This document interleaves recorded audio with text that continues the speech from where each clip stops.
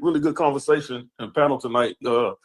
DJ Genesis and you, Sister Nepal, y'all got going tonight. I wanted to say that I think we really have to actually look at it. I know we like to, we do like our internet research and we like to read the blurbs and everything, but we really have to look at this Black slavery ownership thing. Sister DJ Genesis, and I see somebody in the chat actually touched on it when they start to begin to talk about Anthony Johnson. I did a paper on that in my first year in law school. And one of the things about Anthony Johnson is, if you read his story, he was a indentured servant, right? They didn't really have they had like voluntary servitude. That's how they enlisted slaves when they came over, if you really want to know. So they would work for a number of years, then you could actually buy your freedom. And that was sort of how it kind of worked. What happened is that when Anthony Johnson, who was from the Congo, bought his freedom from slavery, he actually purchased slaves. He had quite a few of them. I think he had maybe close to 100 slaves. And he was known for being very brutal to those slaves. Everybody knew that, right? This is documented history. You can research it if you actually do the deep dive on Anthony Johnson. What happened was one of his slaves escaped, right? One of his slaves escaped and he ran into a white slave owner. The white slave owner, I forgot his name, Colonel something, took him in and wouldn't return him. And he said, look, he's on my plantation. Now he's working for me and everything's good. And the slave that escaped wanted to be there with the white servant because Anthony Johnson, the Black slave owner, was so brutal. So Anthony Johnson, what he did was, I think the case is called case, and Sister DJ Genesis mentioned it. Y'all actually need to read that case, like in 1655. What he did was he took the white slave owner to court and said, listen, this guy has my slave. He's still indentured to me and he owes me.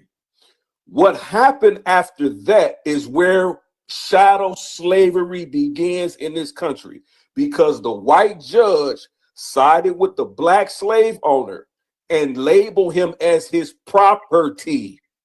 Goddamn. And when he labeled him as his property, this is where indentures, so this is where shadow slavery actually began in this country. Now, when you fast forward, there were slaves, still Black slave owners, right? Two things happened. You had Black slaves that was marrying white women.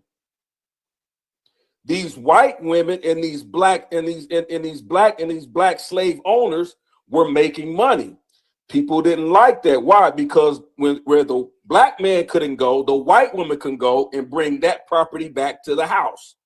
The second thing was that I think the brother Mulatto mentioned it, and Sister Napadi too, that there were Black slave owners, people who had obtained their freedom, were going after and looking for their family members that were separated and paying for their freedom, or by purchasing them as slaves and bringing them back to their homes, right? But they still, as Sister Napadi said, they still were considered slave masters or slave owners, even though they were buying their family and friends back, right? Fast forward after that, and I'm summarizing it, fast forward after that, when you get to the 13th Amendment, they outlawed Blacks being able to own property, which included slaves. So Blacks could no longer purchase slaves because of the 13th Amendment, because they were considered property. And so what happens is, and I'm finna land about 1655, something like that. And y'all, stay with me when you land, because I want to ask you a question. Go ahead. Okay. And so what happened? So once whenever the 13th Amendment was ratified, Blacks could no longer own property in this country. That means you could have no more Black slave owners. And so when the brother kept asking Mulatto, how come we don't see black slave owners and nobody knows? Because it was outlawed in the 13th Amendment. So nobody going that far back would have a black slave owner being a black slave master who was black. Okay, y'all right. That's why you wouldn't see that historically. So.